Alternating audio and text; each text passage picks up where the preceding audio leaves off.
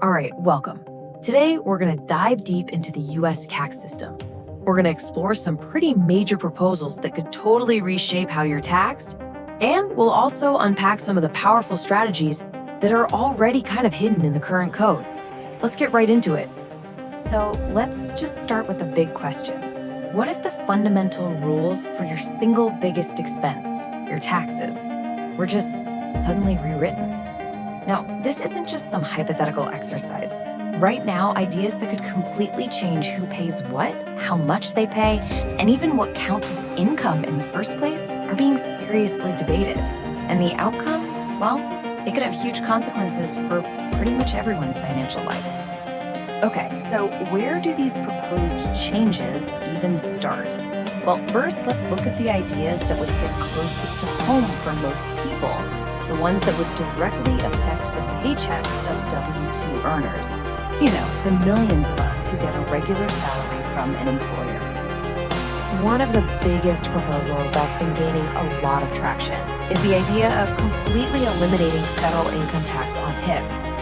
Now, for millions of people in the service and hospitality industries, we're talking servers, drivers, you name it, this would be a massive deal, because tips often make up the bulk of their take-home pay. But, of course, this highlights a really critical trade-off. See, getting rid of the tax on tips isn't free. Some analyses estimate it would slash federal revenue by somewhere between $150 to $250 billion every year. That is a pretty significant shortfall that would have to be covered somehow, either by raising other taxes or by cutting spending. And this whole idea of exempting certain types of income, it doesn't stop at tips.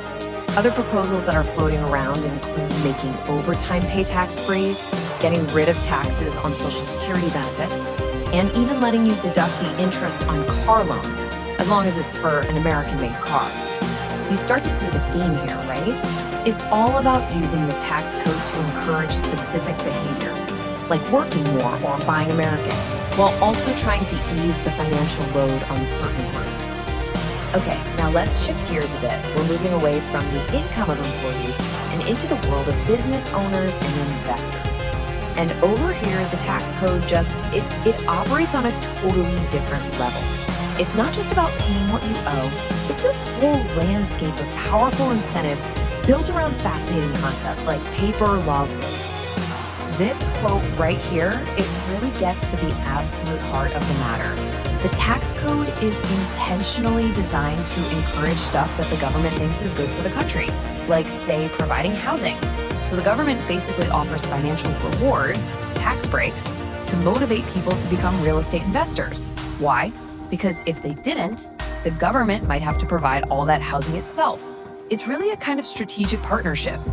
And one of the most powerful tools in this partnership is something called accelerated depreciation.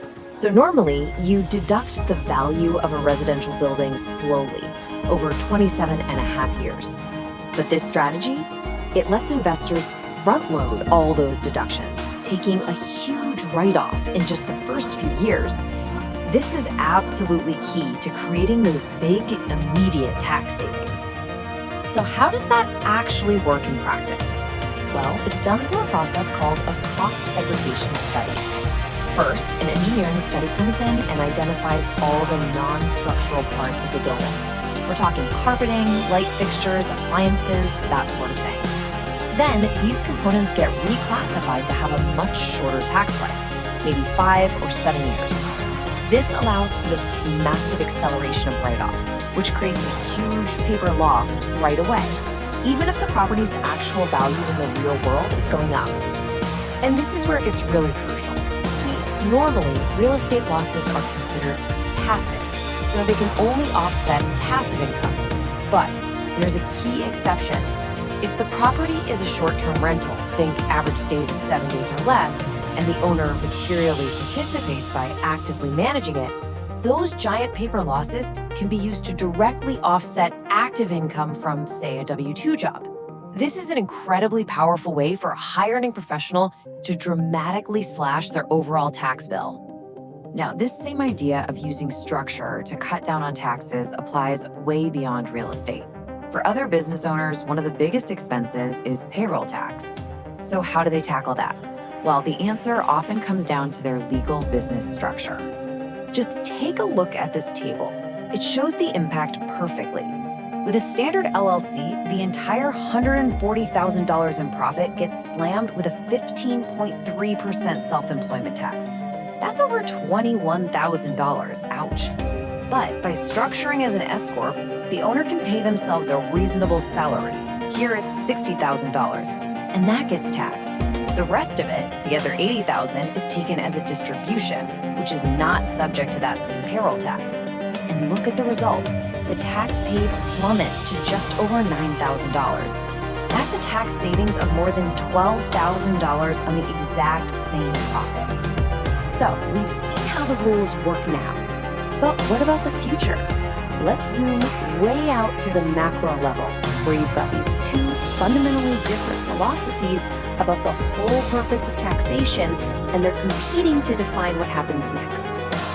On one side, you've got this proposal to tax unrealized wealth. This would mean an annual tax on the paper profits of the ultra-wealthy's assets, even if they haven't sold a thing.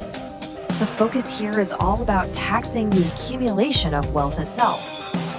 Then, on the complete opposite end of the spectrum, you have the wild idea of replacing the federal income tax entirely with tariffs, which are just taxes on imported goods. This approach shifts the whole tax burden away from income and onto consumption and spending. So what would a tariff-based system even look like? Well, the idea is to tax goods based on where they come from. US-made stuff, no tariff. General imports might get a baseline tariff. And then much, much higher rates could be slapped on goods from specific countries.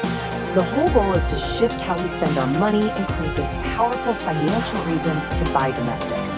And this quote really captures the core logic behind that whole tariff proposal. The argument is that it puts the control back in your hands as the consumer. I mean, unlike an income tax, which you can't really avoid, a tariff can theoretically be avoided by choosing to buy American-made products. It fundamentally changes taxation from a tax on what you earn to a tax on what you spend. So after looking at all these different ideas and current strategies, what are the big patterns here? What does all this stuff really mean for you? 4 key themes really jump out. First, the tax code is constantly being used as a tool to incentivize behavior, whether it's getting people to invest in housing or buy American cars. Second, there's this endless debate over redefining what even counts as taxable income. Is it just your wages, or should it include tips, paper profits, or Social Security? Third, we see this constant push to shift who carries the tax burden.